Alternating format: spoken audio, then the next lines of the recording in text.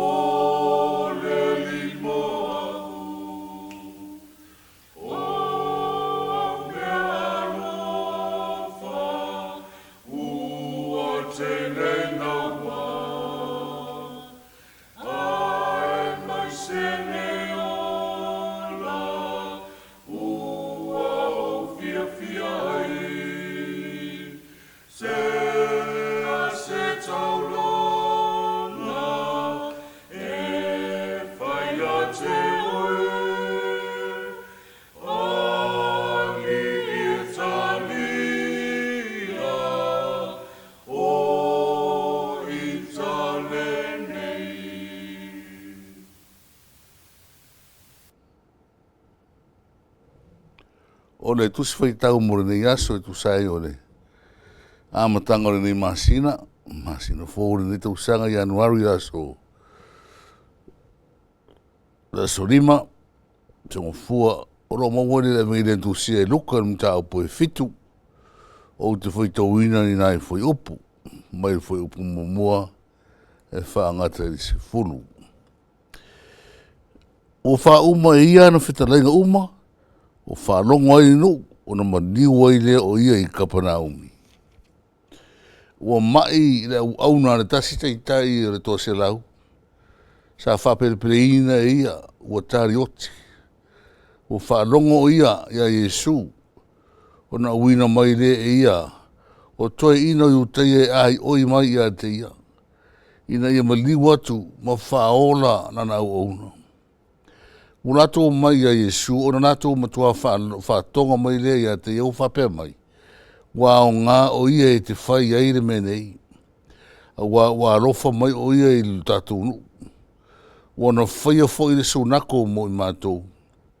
O na mali o tua i lea o Yesu, mai rātou, o na talata i whale. O na awina mai lea o te itai o le to se lau o ana uo i a te iau, o whapea mai i a te iau. Neli i e. A ona I whaarawe lawe ina oe, a wai lea o ngāu, e te urua tuai I o whale. O lea fo ina o manatu ai o te lea o ngāu na o uruatu I a te oe. A ia o mai sau whitalinga e whaamaroro ina I la o auna. Wa o au fo I le tangata o pure I ai tasi o pure fo I le au tau. A o fo I atu si tasi I nā ruia o nā rua I lea. Ma le tasi I nā sauia na saua I lea. Ma la ona ina whaia nei mea ona whaia I lea. O whaafafonga Yesu I nei mea, o na ofo I lea I a te ia. O whaari o ia mawhitara I atu, I le motu o tangata e o muri mai ia te ia. O te whai atu ia te utou o te rei loa ia Israelu lava, se whātua tua e whapena ona tele. O ena awina mai o whai atu le whale, o na i lore i lato, o le auna ua maroro. Amri o mele nganga o le tua e na whianga whaitawina o le rei hoi aso tu mauro le suafara, levi inga le whamanu, whane tanga e whawawaurawa. Ai o le au tuoro iai mo le asonga fuane nei, o le polonga, e peye e a mata whapea le no tatu iai, tosi a mata o nei, tau sanga asonga fuane nei aso lima. Whauruta le ina, whaautu ina o le polonga. Aisea o tātou manatua whaatino i nei au tū e le au waenga oro saunia nei tusia tā ua mo le Ekalesia. O te tari tonu e whapena ona tātou ai i se tangata e maulalo ai whea ngai mo le tupu siri esi. O le atua, soifua lava e whawawau. Ai mai se rare tā ua, o le mori mainga o le wheau o le nei foi tusi whaitau i nei foi upu e se furu. Ua maitinga ina le polonga. Ai se lava ua suru whai ai, le taitai o le tose rau e a ia le polonga, ia Yesu. Ai le tara whea ngai, wa o i o le tangata onu ese. E mana manama fo o i e le tūranga wha tangata onu ese. A o leo sa ini i le atua, Yesu ke riso, le whaora. O le mea ta uana na o le tusi nei, ona o le lei o le lenga. Le vata puia, le vata ngata o le taitai o le tose rau. Ma le autoe ina o Israel. Ma na ia ratou mafutanga. Wa momori foi le a le lei o le taitai o le tose rau. Wa momori e toi ina ia Yesu, e teimina sa ili tonga fiti ai. Aua o lewa manao le taitai o le tose lau ina ia fio mai lava Yesu. Ai whai mai o ia e lea unga Yesu le tangata pa ia o na lawhea ngai. A mata mai lava le taimini rā le vaai mau lano o le taitai o le tose lau ia te ia lava. Tangata lea o ngā. Na ona tau au Yesu, i roro e le au ngā o ia ia Yesu. Ai siri, ona whesa ngai, ma toi ino nuu Yesu. Ma tau iai, tā ua o le tangata. E au ngā, ona whaia furi sunako. Ia o le sunako le me tāpua iai tangata. A le tasi na vaenga, le ua tau inatu nei, e le au toi ina ia Yesu. O nai mori maure leia. Mori maure leia o le taitai o le tose lau. A o whaatari tari lana polonga. Po le ase tari le tupu o tupu. Le li o le fine mu, o le fomai o fomai. O le atua e toa tasi. Atua sisi ese. Mamanu. E le a unga. O na tera noa. Ma le taitai o le tose lau. O le tara o tātou maua, o maroro, na maroro, ma ofo i tangata. Ai o le upo Yesu, na matua, ofo i tangata sa muri a Yesu. Whai mai ia.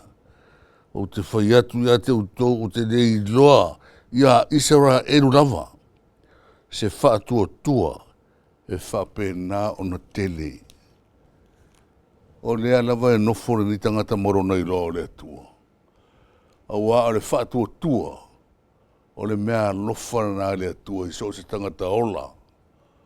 A o lea ua mua teu le loto matusi papa ano le loto o le taitai o le to se lau. A o le itara noa ma Isu. A o le imo molina so na manao. Ina ia ona le nei polonga. A o ai le nei polonga. Pau pau. O le tā ua le nao so se tangata. So se tangata. Wa o le ua a mata nei ngā ruenga Isu inu ese. O le ua a mata I kapana umi. Le ua a mata o le. O le vaenga le nao ngā ruenga Isu. Na a mata mai lavo I Israelu. I ele o Israelu. A le ua a mata nei kapana umi nu ese. Ai a mata I se taramana ia. Se whātua tua I nā malosi. Ma te le. O le tau I rea. E manuia le polonga.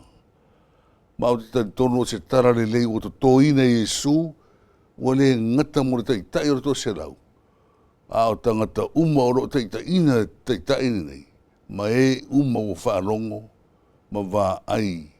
Ine nei wā venga o whai Iesu. Samoa ai. O I tātou rawa o polonga.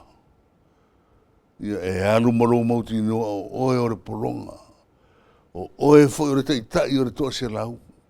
E le a unga ma Iesu o tātou tangata. Ai o le loto mauralo. Ia matua pa uane te isi auane o whātu tusa ina I tātou. Mara ke riso si ese. Le anga o le atua e mamanu. O le atua o atua. O sawe au mai le whaoratanga. O tātou iai. Nei vai aso amata. Mana ia tana o amata e tātou whainga maranga. Tātou wofa pēnā ma le loto maurano. E ave o tātou tangata polonga ia Iesu. O tātou tangata whatauwa. Na te whaamarolo. Na te whaamangaloina. Au wāre tātou whainga maranga umi. Ina ia tātou maro losi whaare nganga. Ma manuia me uma tātou te whai. E vi ia I le tua. Amen. Tātou tālo. Le tua o Samoa. Ua mātou a matai fo I le tua ra mātou tāpo inga o le nei vaias. I lau fio le tua ro mātou tama. Whaftai ua e whauru whare fi le mū mai Samoa. Ma ona tangata anu. Ai maise o mātou pā anga ese. O mātou uo I le tara le lei. We uma o lo whanongo longo mai nei whi au tā ua. Si o mātou mo mori o rumare vi inga le whawa numa le whare tanga. Ona o le alofa e mau runga I lo loto. E lau teli, whamaoni, ato atoa. Wafu ai ona mātou maua. Le lona rimare nei o aso le tausanga fō. Whaftai tele tama. Warua tūfo le nā tausanga ma le tausa fia. O mea umana e whaatino boi mātou alai lau foha I so se mea nei tūri tino ai siri fo I nei tū whale ngang pio na mātou I aini nei aso le tūra tama. Ia tū mau pēlo suafar vi inga le whamanu o no loa lofa a toa pio na whalia I a kiriso. Whamangano mai Samoa. Te le teimi mātou te. O e se mai rau fio. Ia mātou la ngona ina ro mātou o atu I rau fio. O tangata polonga, o tangata angasala, o tangata sese. Tangata re ato o toa I uruma. Uini o mātou tofi. O I mātou lava o le whanau angasala. Whamangano mai mātou I lono. Tai tama rau fio le foraunga Samoa. Wa amata ina. Ia mātou maua manu e folau ai. Ia mātou te tālo I o manu. Ia mātou te tālo fo I lau whaamanga longa mo I Samoa. Au e te tuuna I mātou le tuaro mātou tama. Whaamanuia le teitai o le maro. Mai se fo I le tuo teitai o Ekalesia ra rātou whono te tālo. Ma le tāpo inga te tālo. Whaamanuia le lau tele o si o mātou o tunu. Ai ana I uso o mātou. Au mau whatasi. tau ati engano si o mātou atu nuu vai. Whamanuia mai. Whamanuia whaila o whaingaruenga ngā rue. I le TV, ma le tuaipi. E o atu ai lau tarare rei so se tu i manu Samoa. Mai se o atu nuu e mamao. Whamangaro mai mātou umai la walo whatu noa. Au e te tu una i mātou e whano li whiri. I mamā i mātou umai. Toto ma le tino ki risoro mātou li whao. Ono na suafa o mātou o ole ma wala autu e le. Tu mau o mātou runga manawa. Le manui o ele tuare te mane alo ma le anganga sa nei e whaava vau lawa. Amen. Amen.